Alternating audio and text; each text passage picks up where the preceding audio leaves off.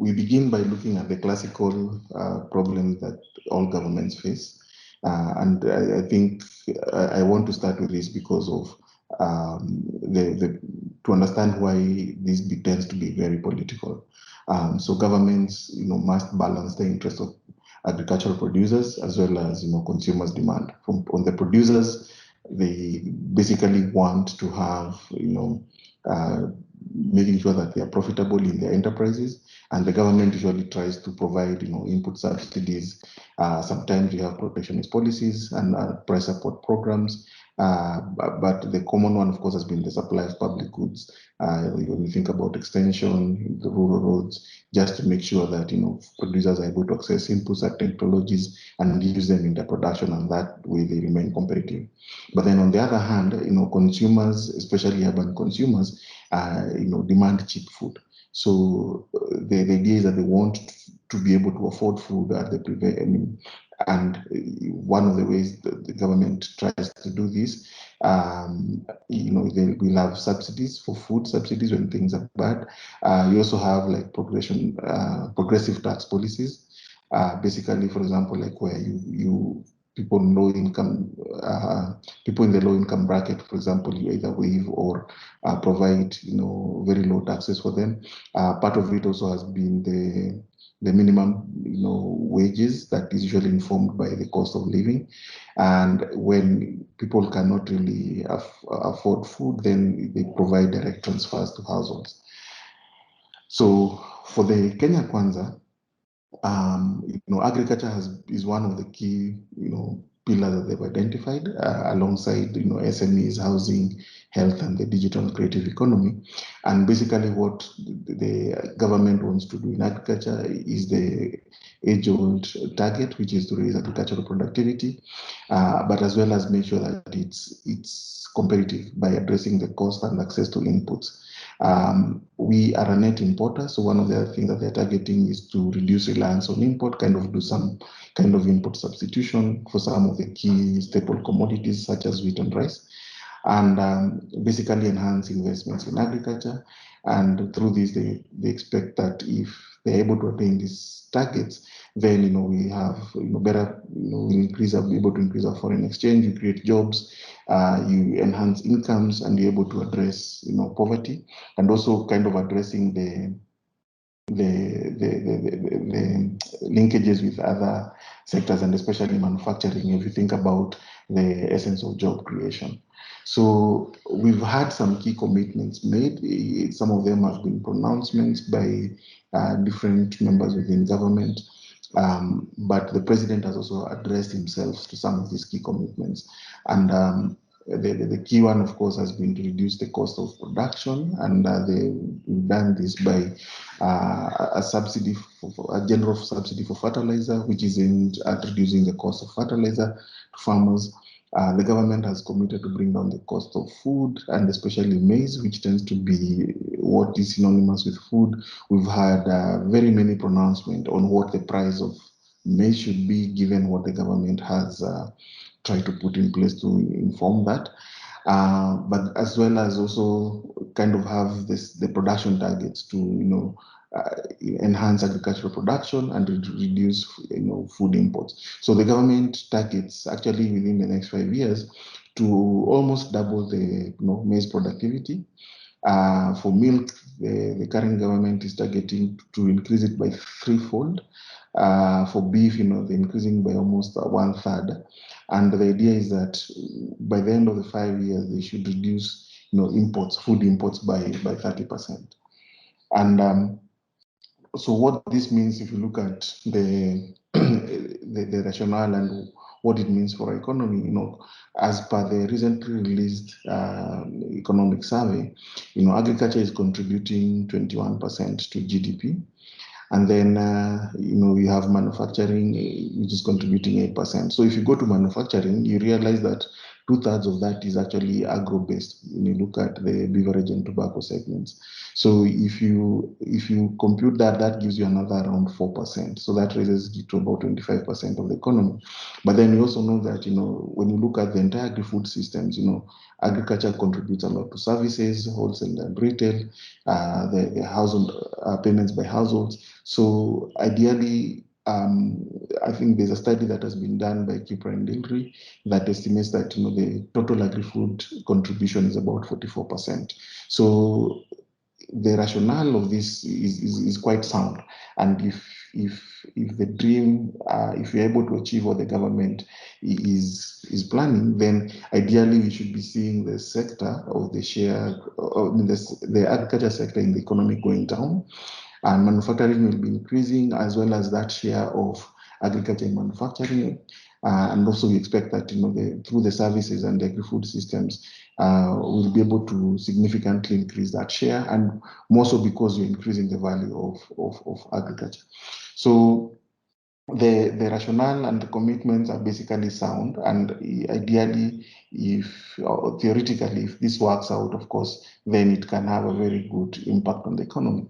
But this is where we are right now. When you look at, as Kwame has explained, one of the key challenges people have been talking about the whole of this year, and even from last year, has been the cost of food and the cost of prices, basically.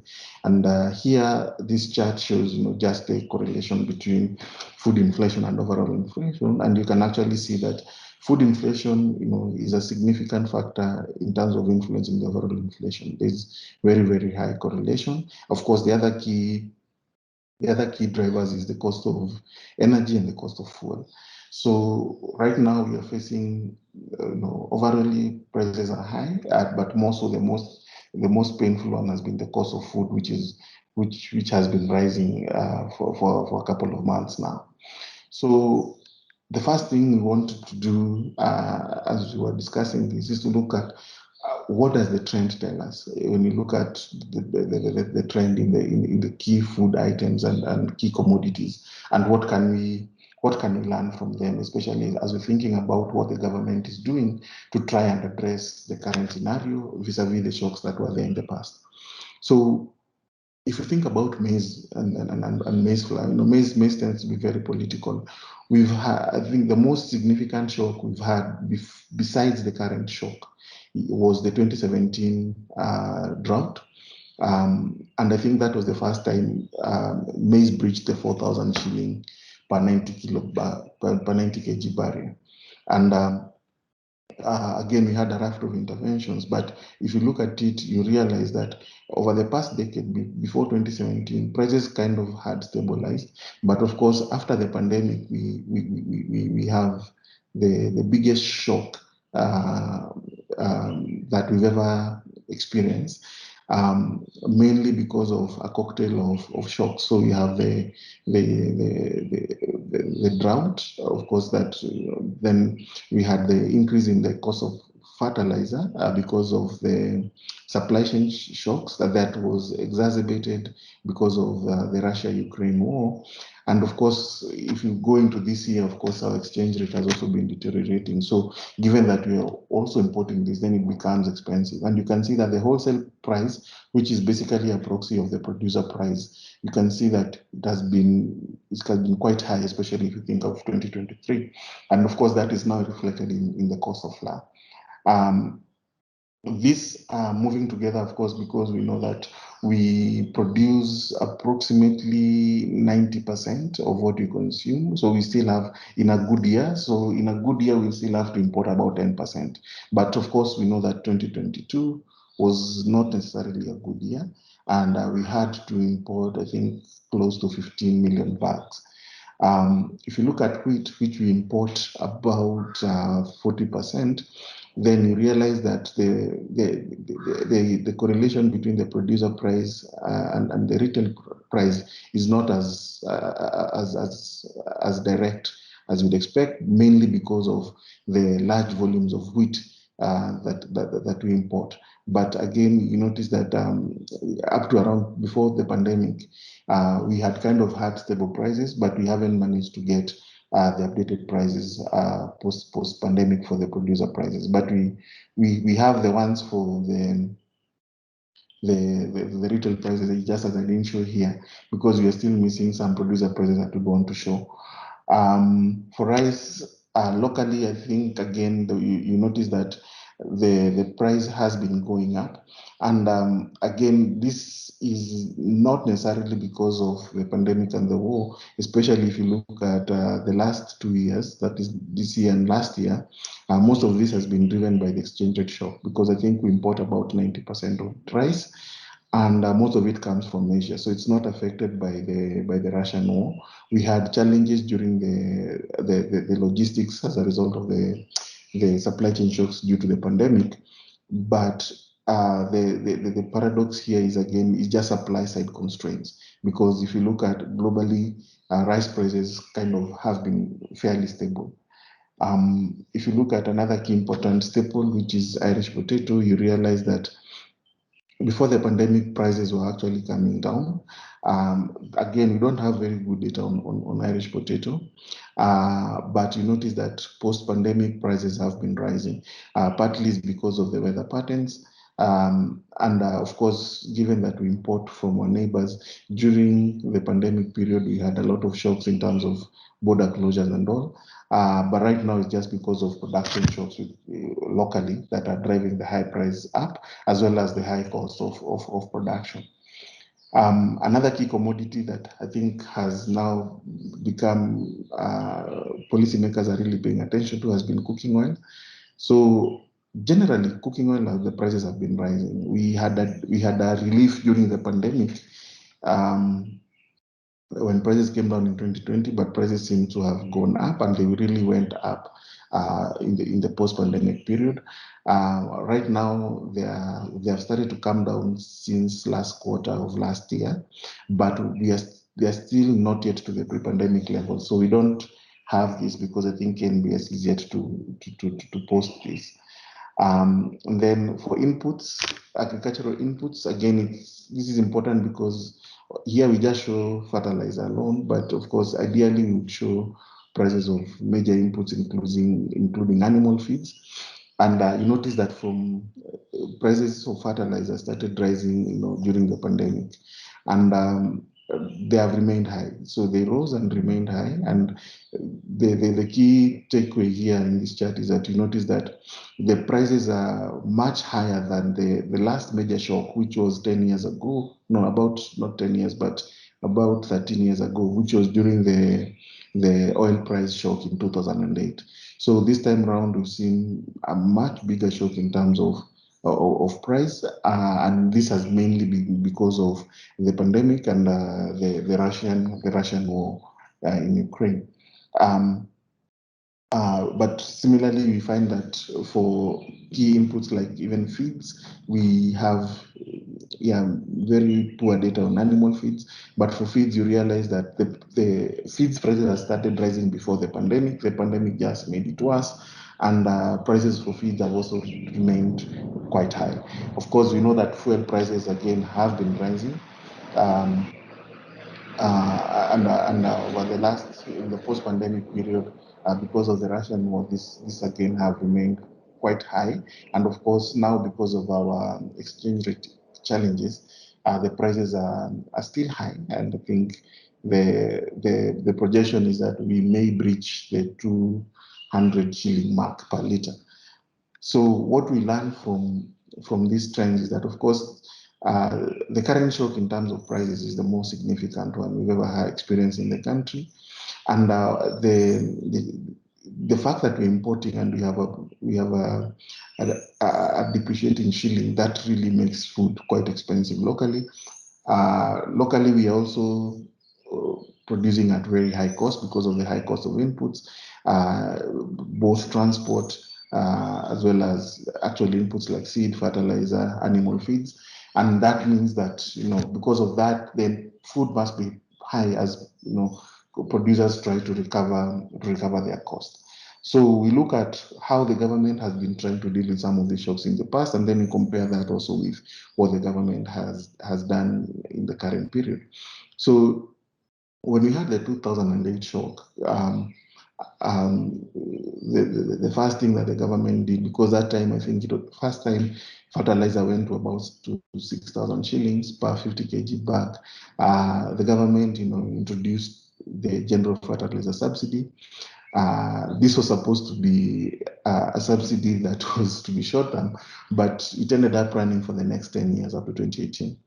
And what we know from that subsidy, some number of studies have been done to look at the effectiveness of it, is that basically the subsidy just lowered the cost for the beneficiaries, but it did not necessarily lead to production and quality gains. And although the costs were lowered, it did not necessarily translate into lower consumer prices, mainly because the government also implemented another intervention, which was the producer price support, which worked against the subsidy program, because in the producer price support, which was done especially for maize, what the government basically did was to set prices in which it would buy maize for the strategic grain reserve.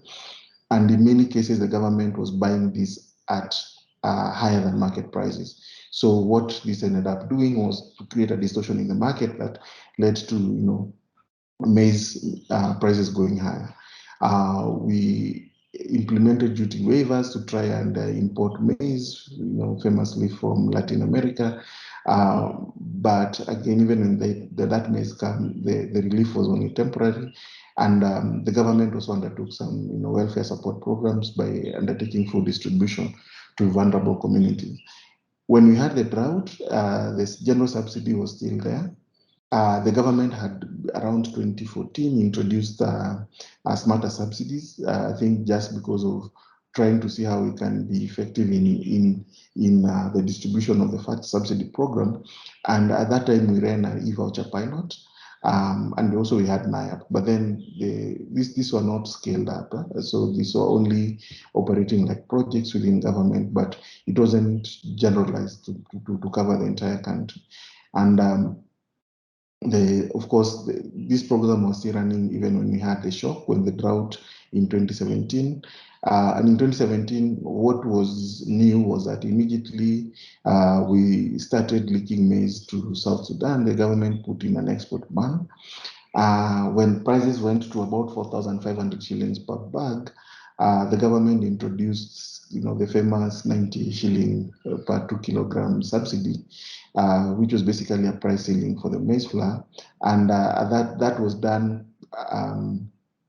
in addition to the duty waivers when we got maize from Mexico that year. But the duty waivers also was for rice and sugar. Basically what that did, I think to date we are still discussing that subsidy because millers were never fully paid.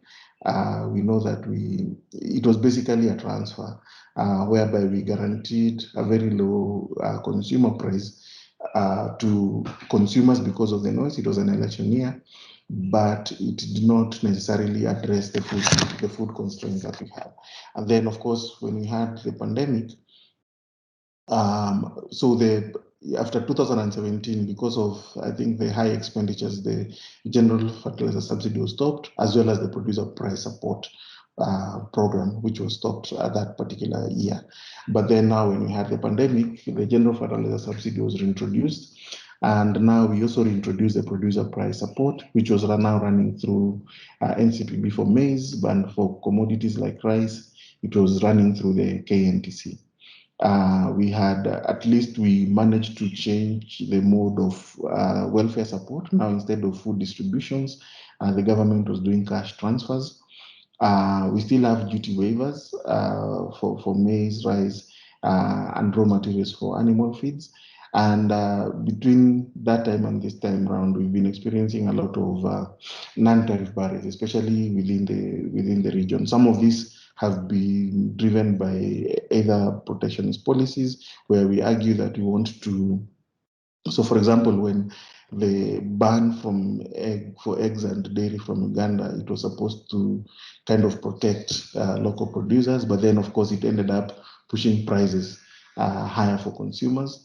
And I think this whole set of interventions have been repeated even this time around as we've continued with the shock in the post-pandemic period. So if you look at what the Kenya Kwanza government did was to expand the general fertilizer subsidy program. And we had a, we had a brief last year. We had, although this was not Kenya Kwanza intervention, but the former administration had, introduced a food subsidy where they were trying to again, put a price ceiling for the price of unga. Again, that never really worked because it led to supply shortages because millers were not, on board on that particular program. So maize basically just dried from the shelves. We've had duty waivers. This, I think, has been extended up to August this year, especially for maize, rice, and raw materials for livestock feed. But again, the key challenge has been these temporary bans that keep being put in place for various reasons. Some of them sometimes are retaliatory. Some of them they use food safety arguments. I think yesterday or the day before yesterday we kind of stopped, dairy again coming from Uganda. And for animal feed, I think at some point we had even stopped getting the finished products for animal feeds from the region. But I think this inconsistency in policy where you ban this week, next week you go and negotiate, you return it again, has not been good as we think about the business environment. So overall now we want to look at, based on some of what we know the government has been implementing, the key question, of course, is have these interventions been effective? And generally, what can we learn from these interventions, especially when you look forward? So the general picture is that the interventions have not really attained the intended objectives. So if you think about currently what has been done in the last 2 years by both the former administration and the current administration. So for example, that the producer price support, did not necessarily mean that consumers were able to enjoy lower food prices. When millers participated, I think the program ran for around 4 weeks before it disappeared. So this is the consumer subsidy. I'm talking about the consumer subsidy. So it led to shortages. You couldn't find, there was low supply. Couldn't find flour in many supermarkets, and immediately the subsidy was stopped. You could see now the expensive flour was immediately available in the shelves. So clearly, this just shows you that it's a distortion that does not necessarily guarantee lower food prices. And of course, we've had now issues with millers saying that they were never paid for the supply of that flour. Then we had the producer price support interventions during the pandemic, where the government was basically buying maize, rice, beans through NCPB and KNTC. The challenge, of course, was that the government, was giving a very premium price to help farmers, cope with loss of market as a result of the shock in the pandemic. Again, this never really translated to lower prices for the consumers. The producers managed to get better returns. So basically, this was just a transfer to the producers. So we kind of compensated them and they made sure that they were profitable, but at the expense of everybody else, or including themselves when they look at themselves as consumers. We've had duty waivers again for the last 2 years, and again, especially if you think of the duty waivers for livestock feed, they did not lead to any decline in prices. In fact, during the period where this has been there, the prices have continued to rise because, again, the prices at the global level have continued to go high. So when we wanted to import soya, and remember before, actually up to around when the current administration came into office, the restriction was that you could not, it had to be 100% non-GMO. So even if it had trace, you couldn't bring it in. So like for soya, although, for example, GM soya was cheaper at the global market at the initial period of the intervention, because you couldn't bring in, you still have to go and compete for the conventional soya. And because the demand was quite high, because many countries did not produce during the pandemic, prices continue to rise. So the duty waivers did not necessarily lead to any meaningful, price reductions for the local consumers, and in this case also for the farmers. Similarly, we could say the same for maize, although we've had duty waivers. If you look at the pronouncement that the current CS has been making, is that we've given millers duty waivers, but millers are not reducing the prices. So sometimes it's not necessarily because the millers are refusing or cheating or trying to take advantage of consumers, is because of the market the way it has been, because the cost of the maize itself is high, and then the cost of logistics now has also been high because of the high prices of fuel, and if you think about now of exchange rate, again, you can actually see that it is actually leading to the price that we are seeing even for imported foods. And when you think about the fertilizer subsidy, so this year we know that the government, introduced the fertilizer subsidy, expanded it to ensure that it covered all the farmers during the long rain season. But of course, it has had some challenges. For example, it went in quite late. What we can actually say it has managed to do right now is that it has led to reduced prices for the people who benefited from that program. So for the farmers who actually got to go for that fertilizer, it has lowered their cost of fertilizer. But will this lead to lower food prices in August when we start harvesting? Our hypothesis is that this is not likely to be passed on to consumers. One, because only a subset of producers received that particular subsidy, and the rest of the farmers who could not get subsidy were still buying fertilizer at between 6,000 and 7,000 shillings per bag. So those producers will still want to recover their cost of production. And more or less, I think when it comes now to the harvest, that is the prices based on the non-subsidy fertilizer is what we likely to be retailing. So basically what the subsidy will end up doing is to just ensure that the beneficiaries who got it at a lower production cost, and if they face that market price, then they remain profitable. So if you think about what this means in the forecast, when we think about just this year, and we don't want to focus beyond next year, what are we likely to expect, especially if you think in terms of food prices? Our contention is that food prices are likely to remain high throughout this year, and I tried to give the reasons for this assumption.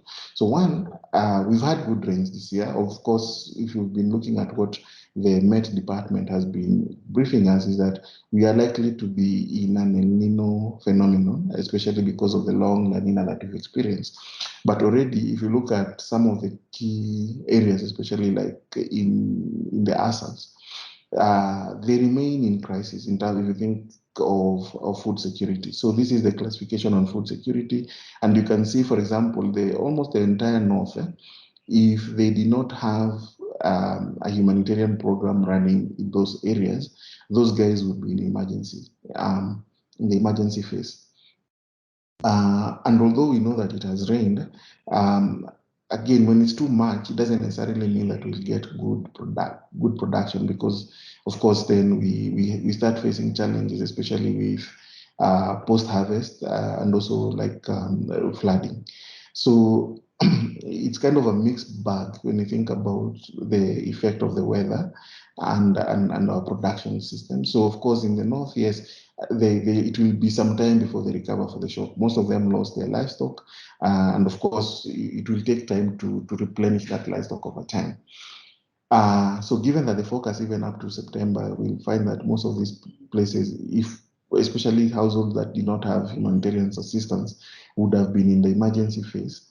Again, then it means that we still do not have adequate food. So that means that the areas that have minimal food insecurity, those are the basket areas where a lot of crop production takes place. Would still be expecting that you'll be producing a lot of crops and supplying to the rest of the country.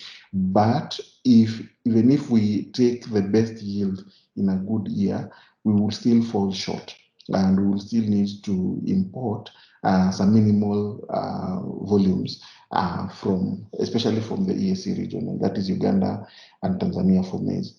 So what does this mean, especially if we think in terms of prices? So right now, our price is much higher. We are talking about a difference of about $200 per ton, which works to about 2,400 shillings per 90 kilogram bag.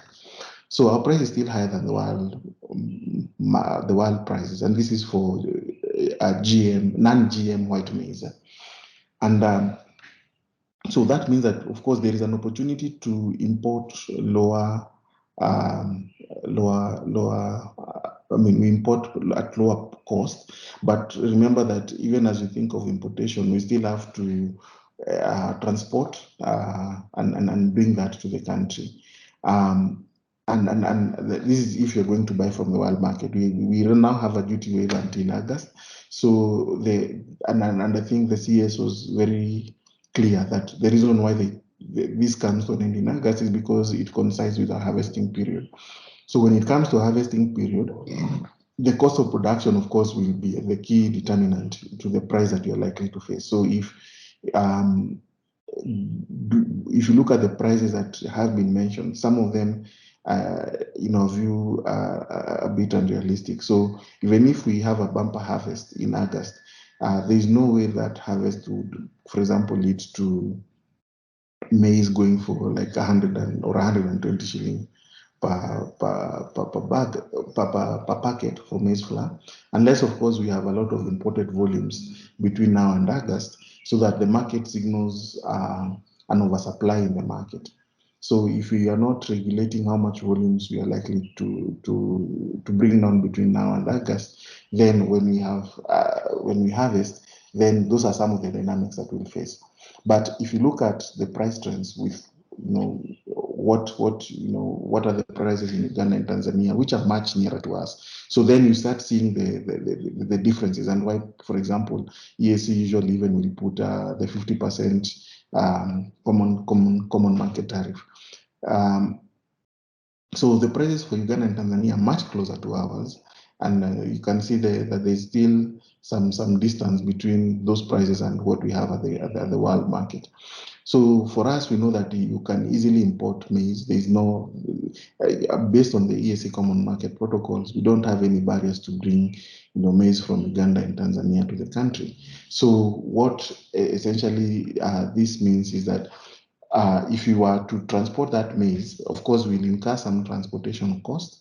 And of course, we have to pay some minimal levies at the border. So you can actually see, for example, maize now from Uganda becomes almost at par with our locally produced maize, and the maize from Tanzania is slightly cheaper. But now it depends on how much volumes you are likely to bring that to the country, and this is actually based on this year's prices.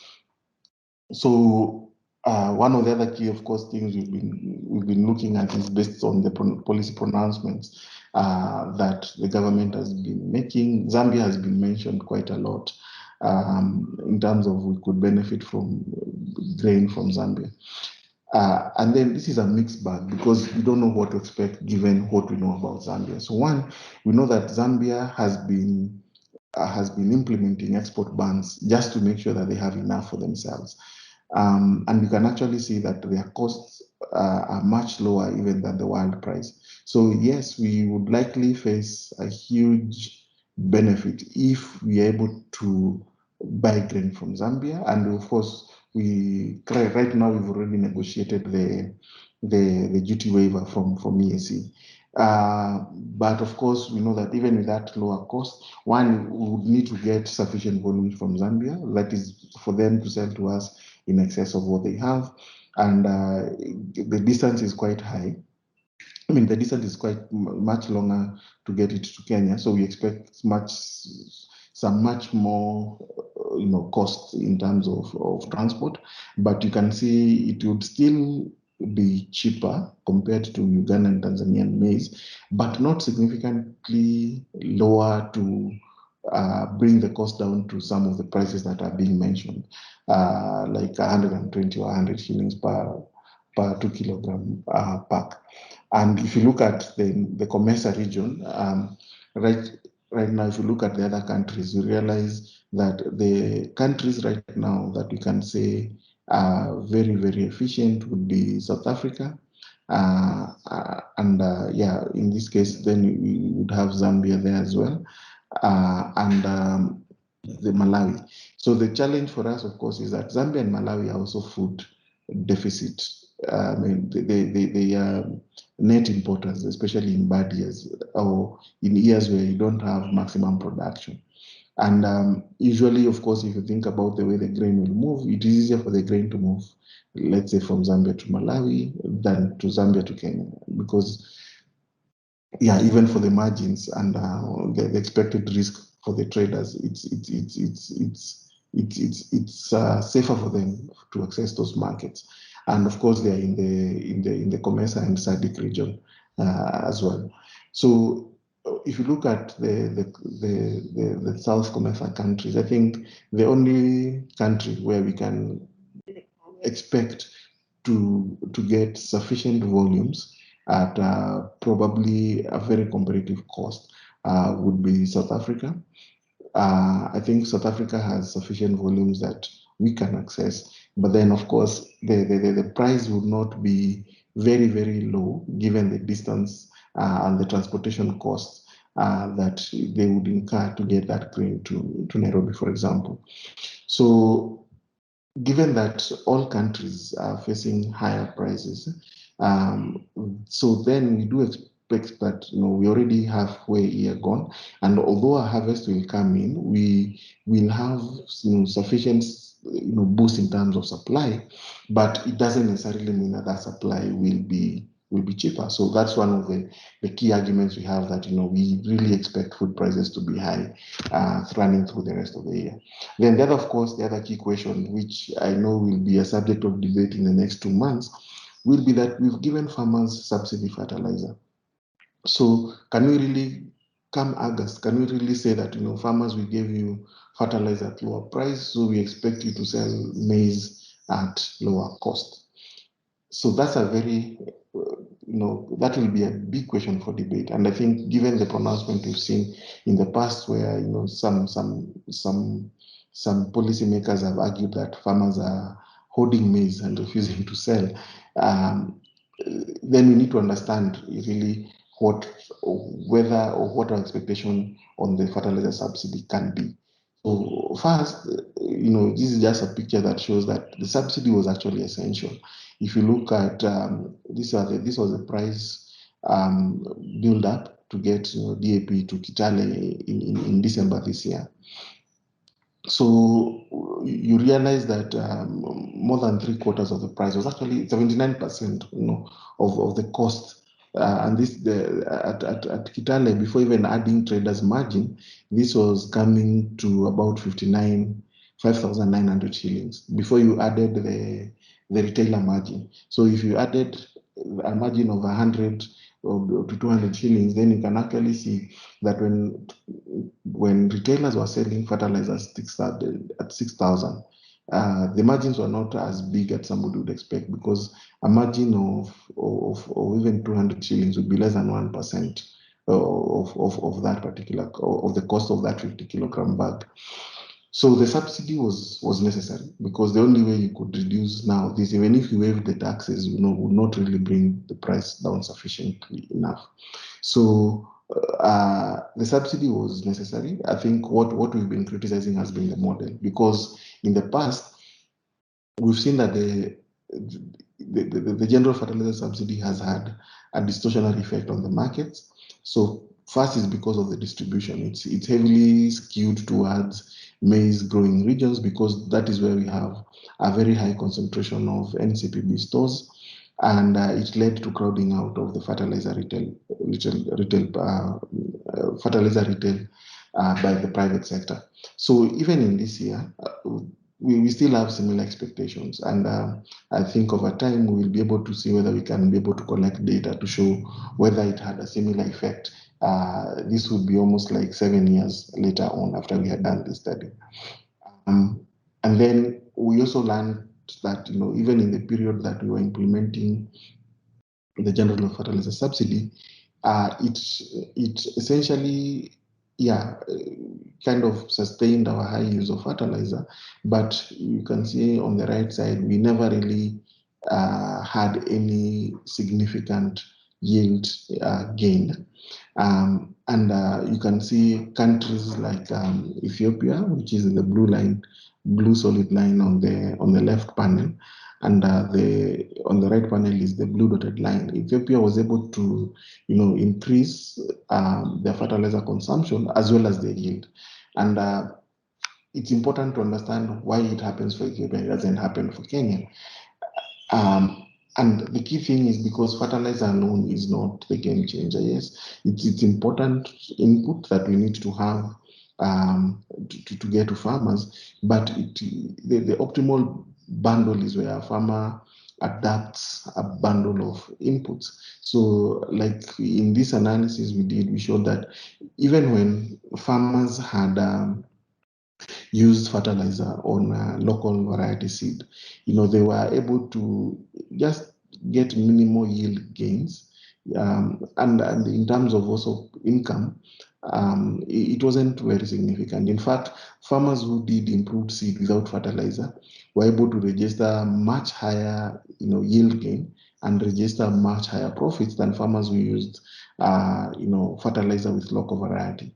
And of course, the optimum bundle is to make sure that you have, improved seed and fertilizer, and that almost led to a doubling of yield and a doubling of more than doubling of income. So in our case, we contend that although we availed fertilizer subsidy to farmers, if farmers were not advised or they couldn't afford seed, then again, we can expect this kind of scenario whereby the yield gains will be minimal. And again, this is one of the reasons why we think that although we gave farmers fertilizer, we really cannot say that, come August, that farmers, would have to lower their price because we gave them fertilizer subsidy. So their benefit from that will be dependent on other factors, including whether they were able to use that with improved seed, and they were able to use that in the right amounts, and those kind of things for them actually to be able to fully benefit from that fertilizer subsidy. So again, that is our contention that, given that for the farmers who did not access the fertilizer subsidy, their costs were quite high. So we really think that that is the price that we are likely to face in the market. And of course, if a farmer was very efficient after receiving the subsidy, then their margins will be much higher. But it did not necessarily mean that we can get lower prices. And we hope that, one of the other things that the government can ensure that it happens so that it doesn't disadvantage the farmer would be to track the import volumes. So now that we have a duty waiver, how much volumes are we bringing on? Because again, if we over import, again, we go back to the scenario we had in 2018, because in 2018, we had over imported when the duty waivers were set on in 2017. We had an over importation of, maize, sugar. And when we had good crop in 2018, the market basically was saturated. So the prices basically collapsed. So in this particular case, if we repeating that cycle if we are not tracking the importation. And more importantly, if you think of what is happening outside the country, globally, prices still remain high. They are coming down, especially from the last half of last year, but they still remain much higher than the pre-pandemic period. So we do not expect that especially within this year, there will be a collapse in prices so that it goes back to the pre-pandemic period. And when you look at the different commodities, you realize that, like we mentioned, we have had significant decline in prices for, like, for example, cooking oils. But you notice like sugar is already going up, and I think even this week, I think that has been the highlight, that we are now not spotlighting maize, but we are spotlighting sugar, which is going for above 200 shillings per kilo. Other commodities remain fairly stable, but you notice that the prices are still high. So given that, again, we are a net importer of food, that means that, the fact that also even at the global level, prices are still high, we do not expect that we can attain, that lower food prices, especially this year. So this should be a realistic target, over the next 2 years. But yeah, it would not be realistic to expect that food prices can significantly be lower this year, although we've had good rains. So in conclusion, how do we tie all this up? I think the key lesson here, and even as you think about the food prices, is that, one, I think there is need for all actors to stop politicizing the food price debate. I think this has been, if you remember the first slide, when the government has to attain a balance, I think politicians have latched on this based on the promises that have been made. Now, the challenge we have is now this unrealistic expectation being subject of policy debate. So when the president and the CS guaranteed that the prices would go down to 120, clearly that was not realistic given all that is going on. And I think even for the oppositions who have been saying, we want the price of hunger to be at 100, the only way you can achieve that is through a consumer subsidy. If you allow it to market forces, prices will tamper down a little bit, but not that low. So if we stop politicizing the food debate, then we can have a debate on really what works. So if we know that the subsidy model doesn't necessarily deliver for us, then we can have an objective debate on what should we be doing. If we already know this year that, yes, we have to give, it makes sense to give fertilizer subsidy, then the discussion should be how do we deliver it in a way that is less distortionary and still allows us to attain the impact of why we're giving that subsidy, which is essentially to raise productivity and ensure that farmers are profitable, because now they can actually get more output for the same level of inputs. And then we can also look at other interventions. So when you are putting out duty waivers, what does it mean, especially if you have a very high exchange rate? To what extent would you expect that duty waiver would be sufficiently lower? So a counter argument, of course, would be that although it did not lead to lower prices locally, it did also not lead to higher prices as a result of the exchange rate, which in that case then would still be justifiable. And then we can actually be debating, we can be having this kind of objective debates on the interventions that the government is putting in place. I think from the data on prices, you can clearly see that we need better data. We still have data gaps on the official data that the government uses to make decisions, and that, of course, is clearly seen in the policy decisions that we make, because we do not have a good angle on what our production and consumption patterns are.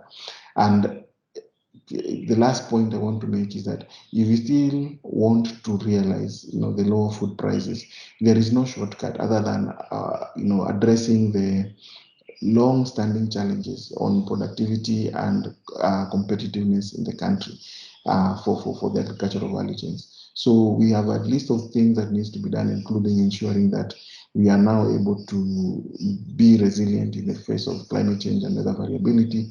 We have a long list of issues that must be addressed, including knowledge and information systems to farmers, insurance, that provide better support to farmers, and that way the farmers are able to become more productive. And now even when we have to import, we will not resort to protectionist policies. So every time we have protectionist policies, of course, the key effect has been to raise prices. And we do think that I think like the measure that they have said that they're stopping dairy products from Uganda mainly is to protect local producers. we know that it will not work like that. And I think between this week and next week, of course, people will start seeing either prices are going up for milk, and then of course, or also we know that Uganda may also retaliate, which will lead again to some form of negotiation to try and resolve those kind of differences. So we really must get our act together to sustainably, address the challenges that make us produce less and produce at high cost for us to be able to guarantee lower food prices for consumers. So I want to pause there. Let me try and summarize what Tim said. I think it started with the fact that there's been a pattern of high food prices over time. And obviously what that means is that he showed us as a chart that shows that there's a very high correlation between food prices and overall inflation in Kenya, which is clear, food being among the many factors outside energy that are a major driver of inflation.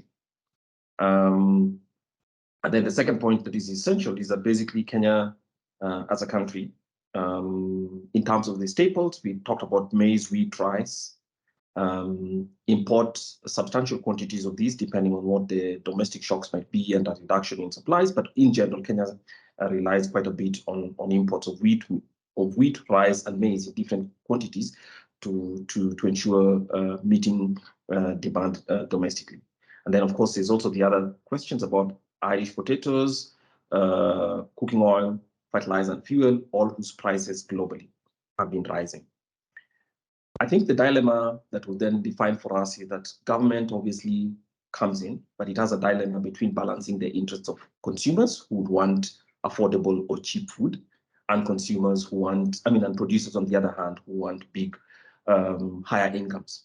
And obviously balancing that requires, he did not say this, but I'll try and say balancing that requires that the price signals in the market should be let to reflect, to give incentives whether substitutes or not should be. Government, however, takes decisions every now and again, and we have a new administration whose key commitments are to bring down the cost of production by intervening in fertilizer prices, and at the same time has mentioned benchmark or rather ceilings for what the cost of maize should be, maize flour, and of course to enhance agricultural production. And there's a plan to reduce maize imports by 88%, milk by 30, to increase maize production by 88%, milk by 300%, and beef by 30% over a 5-year period, which would reduce overall food imports by about 30%. But I think what Tim has also made us understand is if you concentrate on price, and the price signals in our view at the Institute of Economic Affairs are important to keep away from distortions, whatever initiatives government decides, the current shock in prices, even while this has been, we have a 20-year trend line, shows us the current shock in prices is most significant in terms of breaching prices. So we have the most expensive food that we've ever seen on the global side. Government has tried many things, including some smart subsidies, but that wasn't scaled up. And there have been interventions, and Tim has examined some of those interventions and shown that they have a mixed bag. One of the things that government has spoken about more recently, or rather, Tim has made it clear to us on the basis of a forecast that prices are likely to remain high throughout 2023, which is this year. And if you look at Kenya's trend in maize prices, that will go up as well. If you look at the East African community on its own, there's opportunity for trade, especially with regard to maize, because neighboring countries, specifically Uganda to the west and Tanzania to the south, have lower costs of production with respect to maize by good margins. However, bringing them in here has logistical costs, which are related to transportation. And transportation of a bulky product such as maize obviously is essential, and that will load up the price. So they would still be cheap, but not. And then we examined the Zambian question, which he said is a mixed bag as well. We examined the prospects for Zambia, for importing food from Zambia, which is a mixed bag as well, partly because Zambia is quite a distance away. The prices are actually low, but there are complications related to the fact that the government of Zambia has export controls, which could obviously create another shock. But more importantly, what it is already made clear to us that the food production is food prices and ensuring that food availability is a value chain, all the way from inputs, production, and all that, but also logistics, which would be required to bring in food all the way from Zambia, huge distances for a bulky product all the way into Kenya. That would have a significant effect on the prices as well. And then we examined the fertilizer subsidy. Team says that the subsidy was essential, but the model used was suboptimal for obvious reasons. I think it's too based on a maize approach to maize, and previous subsidies have had distortionary effects in the sense that they've displaced private sector by as much as 30%. And while inputs have gone on, I think the analysis over the trend line reveals that while government has been subsidizing agriculture, which was intended to start in 2008 as a shock in response to a one-time, it was maintained for 10 years. And the unfortunate part is that while that subsidies was maintained for 10 years and above, the yield and even the productivity of farming did not go up, suggesting or actually leading to the conclusion that fertilizers alone will not be optimal. So it's telling us that farming is basically a business, and simply pushing fertilizer in terms of costs at that point will not necessarily ensure that the right outcomes will obtain. Partly because farming itself is a knowledge business. So mixing fertilizer prices with seed quality gives you the best outcome. But on the whole, it even showed that without fertilizer, if farmers have access to better seed quality, the yield improves by something like 50% based on the numbers that team had. Obviously, you double the yield if you use both good seed and fertilizer, but just seed alone, even without fertilizer inputs, is perhaps the place to start, and making sure that seeds are available is more useful. Now, I think then we have what is required is producer support in terms of both the inputs plus the knowledge to ensure that farmers do the right things, which means that the design of Kenya's subsidies has been suboptimal. And then it makes 4 conclusions. I have summarized aggressively, but let me say the 4 conclusions, which is basically we need to stop politicizing the food price debate. I think so. It's difficult to see how that it is, because some of it were based on campaign promises and some of it is now based on a response by a coalition of the opposition. But it's clear, as Tim says, that objective debate of what works is essential, so that the arbitrary posture that prices will become below 120 per bag, or is it 100 per bag, or 70, as we've had different numbers, was thoughtless, and perhaps is part of the reason why a discussion or this debate has not been as objective. So basically, this debate needs objectivity. Better data would actually be essential, and that better data tells us, as Tim says, that believing that food prices will get to 70, 100 is not true. But if we allow for price discovery and actually the price signals rather to obtain, whether in markets all the way from the wholesalers right up for both fertilizers and the other inputs all the way to food, that's much better, because obviously that allows for government to even use whatever resources that are required most efficiently. And more importantly, we are not solving this food crisis question, because what cheap food means is actually just a subjective judgment, unless we address long-standing challenges that agriculture sectors had, especially the cereal sector, but also in other places. What that tells us as well is that some of the protectionist tendencies, I mean, thinking of better data, are not as helpful as as is anticipated. But sometimes it's basically just a distribution of income and protecting producers in a way that harms consumers. Now, with that, I'd like to open this conversation now to our audience to ask questions. Please raise your hands if you do. Let me check the chat box. I haven't seen any question yet, but I'd like to open it up for anybody with a question to Tim to pose it right now. Is that I haven't seen any questions. Okay, since I haven't seen any questions, let me hope that it's just because the system is slow, and I'll ask this team. Based on the history of the stuff that you've given us quite an elaborate trend line over time, actually close to 20 years.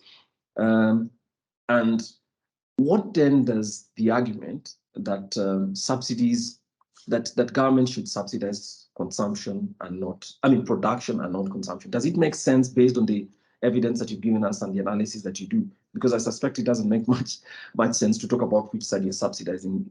More importantly, it just depends on a wholesome view of the sector and where to I mean, an understanding of the value chains and what that means. So could you answer that, team, as we wait for other questions?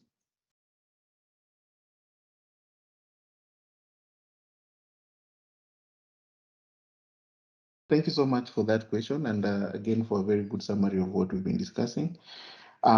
So we've been trying to look at this from both sides. I think the challenge for us has been the government trying to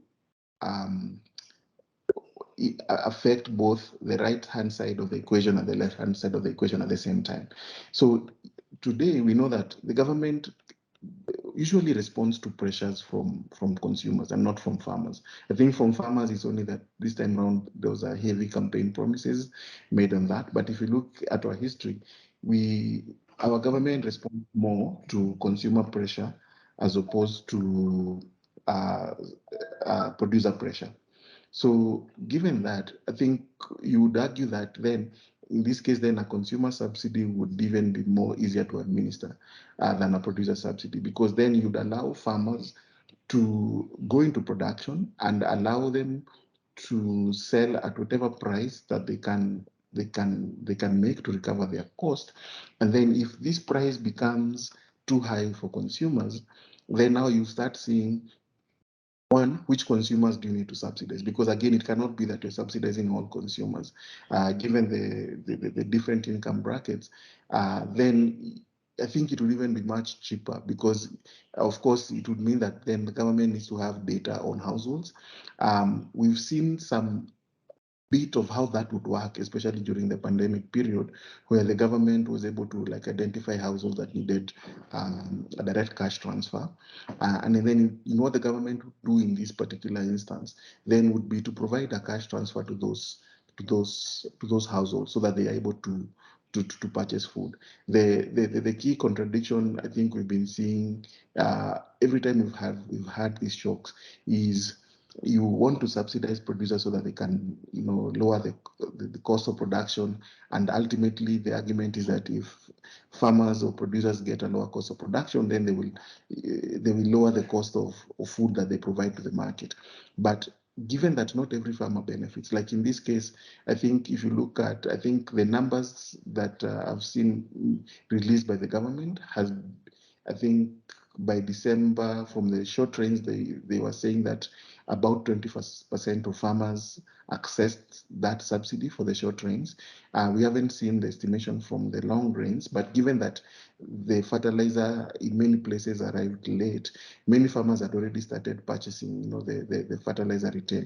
So given the inefficiencies of the subsidy model, that is one of the key drawbacks we have when every time the government wants to use this policy lever to kind of affect the food prices. Now, if the government, for example, were to implement the e-voucher, and now in this concern side, now we're thinking of what would the government do if it were to, just, okay, now you're not doing a consumer subsidy, but you're thinking about a producer subsidy. So we've had an e-voucher program that works, and basically what that program did was to provide a bundle of inputs, and then you are buying this from your local suppliers. So one, that means that the government is working with the local suppliers to, in this case, the private sector markets, to deliver that fertilizer. And what you're telling the retailer or the agrovet or the the stockist would be to just sell the fertilizer at the price in which you would have sold. But then I will cover this cost.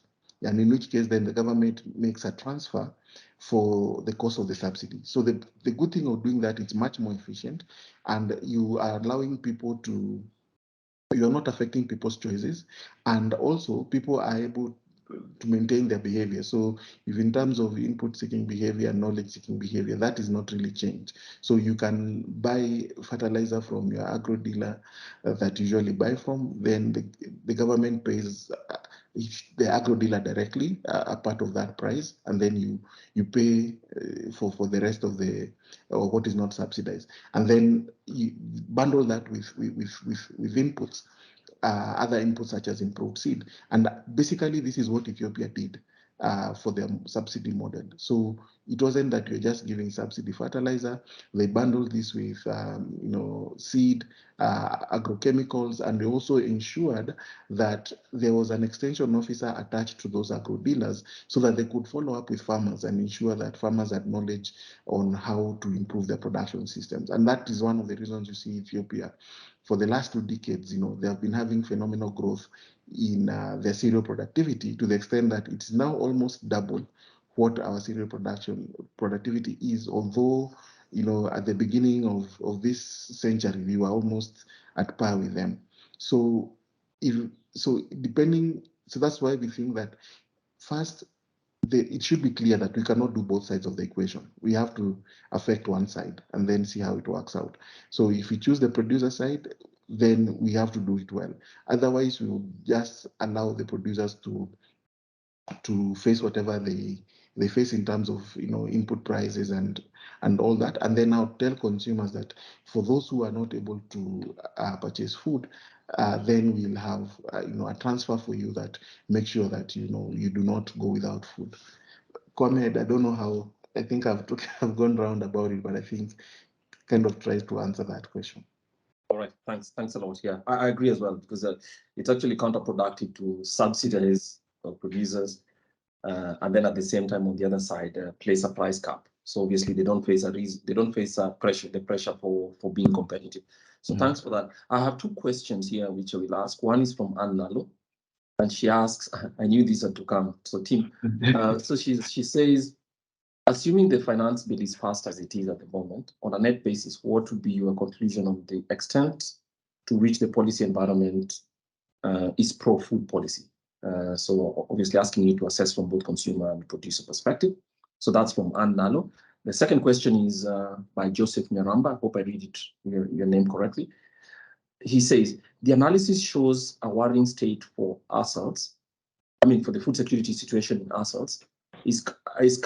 Are cash transfers supportive enough? So maybe that's your judgment about whether cash transfers properly targeted, but also whether they're supportive enough. Thank you very much, Joseph and Dan. I think let me start with Joseph's question. I think it's a bit easier than Anne's. So cash transfers are not enough. I think it is a stopgap measure, and I think it needs to be seen as that it's just a stopgap measure, an intervention that helps you deal with the shock, but it should be accompanied by interventions that help build resilience for farmers or in this case pastoralists in the assets. And the key thing would think we have a number of interventions that can actually work, including improving their breeds, making sure that people can be able to store feed when it's like right now when it's raining a lot. So how people are able to cut that feed and store it, and we have different methods in which you can store feed for a very long time, so that even when you have drought, you are not necessarily losing livestock, but you're able to sustain livestock even when you don't have enough rains. So those other accompanying interventions must be put in place to ensure that this kind of severe disruption of their production system is minimized. Then the cash transfer just becomes something that you use, or a policy lever that you use in the worst case scenario, where you really now have to maintain people's livelihoods as you help them weather out or see out that particular shock. My question would be, given that we've seen the mixed model seems to have worked in Ethiopia, whereby it is a combination of the subsidies on the fertilizers, the seed, improvement of the seeds, and as well as skills. We looked at a government approach whereby like the Kulana Kulalo, whereby we are able to really get the right mix, whereby we can have the experts, we can also have the right the subsidy. I mean, we can achieve that model of we can achieve if it's done by the government. So supposing we have the government approach whereby the Kulana Kulalo approach is modeled, are we able to see something different? Could it trigger production competitiveness of the inputs from the farmers? what is the likely scenario if we adopted this model? And probably haven't seen that one appearing in the presentation. What could be the likely effect of that? And that was what I was wondering, and probably can get a discussion on that. Thank you. Thank you so much, Martin, for that question. So I think, let me start by, I think I was trying to answer Anne's question about the current finance bill. So I was saying that we have some provisions there that I think from our perspective are good proposals, especially in terms of business environment. So for example, the removal of the annual increases on excess duty, that one had a very negative effect because some of the key products or processors that were affected, they are basically using raw material from agriculture. And every time you had these kind of revisions and like annual revisions, the challenge was that it was bringing much anxiety in terms of lack of you are not able to predict, for example, and for the manufacturing sector, you should be able to predict your demand, and that informs your production decisions, so that you know that whatever you're producing, you know where the market is, and you have an expectation on how the market will react on your product as well as the pricing. So, like the removal of those, one of the things we've been trying to lobby was to have them being periodic rather than being annual, so that you kind of have a stable tax environment. Some of the provision, if you think about in terms of taxation, the challenge is that although we've seen some of them like the zero rating or the removal of zero rating to exempt, again, it means that people are not, especially for inputs like fertilizer, it means that you're not able to pass or to claim back, input side VATs. And the expectation is that, again, it will lead to higher prices. If you look at the debates, we've been going in circles, I think, ever since the 2013 tax bill was introduced on this, whether something should be exempt or zero rated. And I think the lack of, I would say, it's like from the government side, you do something, you see how negative it is, then you react. And I think that has been the challenge, because even though you did that, we had the same debate in 2013 for removal of some of the taxes from zero rated to exempt, and it led to increase in prices of inputs, and it led to the small holder producers being they were the people who bore the brand of those changes. So we did some work then, and we were able to show government the effect that was having. Then again, they returned them to zero rated status.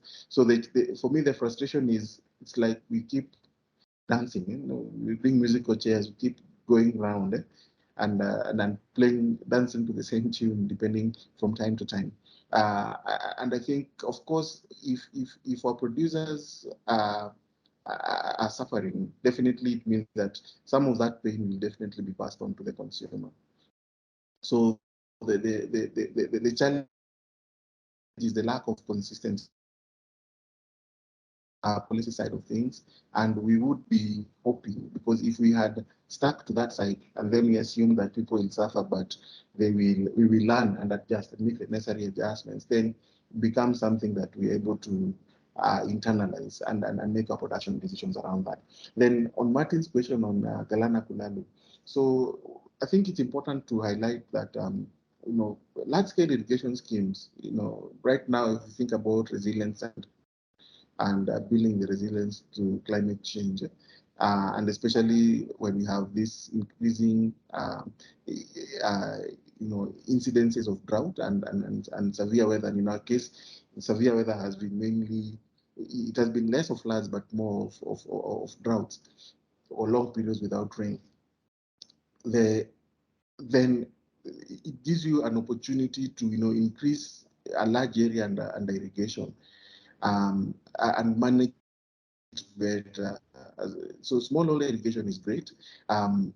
but if you think about smallholders, before you aggregate to a significant area, again, even the per unit cost can tend to be higher for smallholders in the long run. So for the large schemes like Galana, I think the problem is not that we are going to invest that money per se in Galana, but what are we going to grow there? Because again, if you're going to put up that infrastructure and grow maize, it's not going to be profitable because maize is basically a low value crop.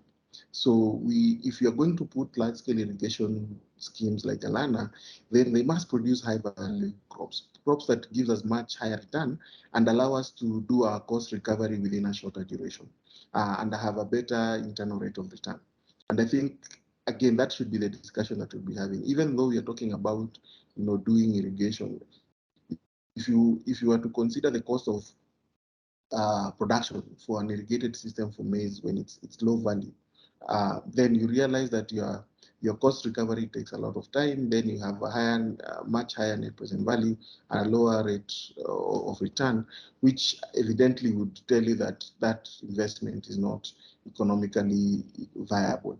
And like we've seen, if we have to do maize, for example, in Galana, then let's target the cold chain where we are selling, the sweet corn, or you're even doing silage for livestock feed, because that one evidently will give you a much higher return than the grain for UNGA, for human consumption, and basically because the consumer wants to pay a lower price for that.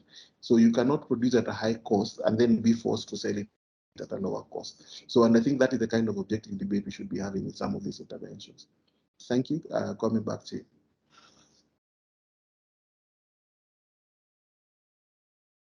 Okay, thanks. I haven't seen any further questions in the chat box. I haven't seen any further questions in the chat box, so I'll just have to allow, unless I see one right now, no, but there isn't. I'll just allow Tim to make any final comments, and thanks for the elaborate comment on Galana Kulalu. And I think you introduced something that's not always clear, which is basically the economics of irrigation require, especially smallholder irrigation, requires significant consideration, because yes, if you're going to use it to grow maize, then obviously, and what we're hearing about maize suggests that, yeah, it might be another lost cause. But let me see. Oh, there's just a question that's coming. John on one day says the types of fertilizers and inputs available to farmers should also match the needs of soils and crops to be grown in terms of nutrient requirements. Of course, that's a logical thing. The lack of growth in maize yields, despite increased fertilizer use over time, may be a reflection of mismatch between soil needs and fertilizer uses. Okay, thanks, John, for that. I think that's mostly a comment, but Tim could add to that. Yes, you showed a chart illustrating that there's been increased use of fertilizer because of that fertilizer subsidy, which was meant to be a short-term project, but was managed for almost a decade. And I think that's sufficient evidence to tell us what went wrong. And so I think you'd spoken about it as well, but you can actually just rehash that as you close.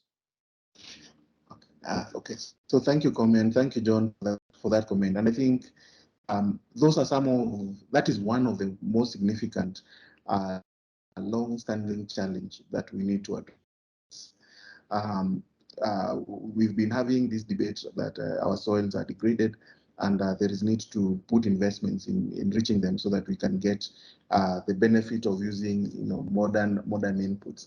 And I think from a point of view, there is need for sufficient investment, especially from a public goods perspective, to ensure that even our fertilizer producers, or in this case the fertilizer companies, have enough information on the kind of fertilizers that they need to make and for which crops. And farmers also need to have sufficient knowledge so that they can start demanding for those products, because I think right now it has been supply driven rather than being demand driven. So we are trying to push technologies, but we are not really helping farmers understand and demand those technologies so that the private sector can actually be able to respond better and make sure that they also are incentivized to respond to these particular markets. So I would totally 100% agree with John. And I think in the long term, if we the only way we can attain lower food prices, especially for our consumers, is if we can really raise the level of productivity. So if you think about maize, currently we are still doing below 2 tons. Ethiopia is heading to 4 tons. And yet we are not planning for more they're doing in terms of making sure that we support the farmer. If our contention is that, if we choose to support the farmer, then we may not need to come and say that we want to support the consumer, because the support we have provided to the farmer will actually now guarantee that the consumer benefits, and the benefit that the producer is able to receive, he can actually now pass it on to the consumer. But of course, the political nature where we promise things, and we promise things that mean that we are likely to affect both sides, then keeps us in a loop that results in wasteful expenditure and investments that we do not see the intended outcomes in terms of benefits. So we need to continue lobbying, and again, like what we are doing today, ensuring that we sensitize as many stakeholders and provide them with the data and information, so that it enriches the engagement we have with our policymakers. So thank you so much, Kwame, and thank you, IEA, for this opportunity to share our data and our analysis to a wider group of stakeholders. Thanks, team. So I think I won't sum up because I did it in as we started the conversation, but a few things come back to me. One of them is that the logic of making sure that food is affordable, I think, is one that nobody can, it's not controversial. It shouldn't be controversial.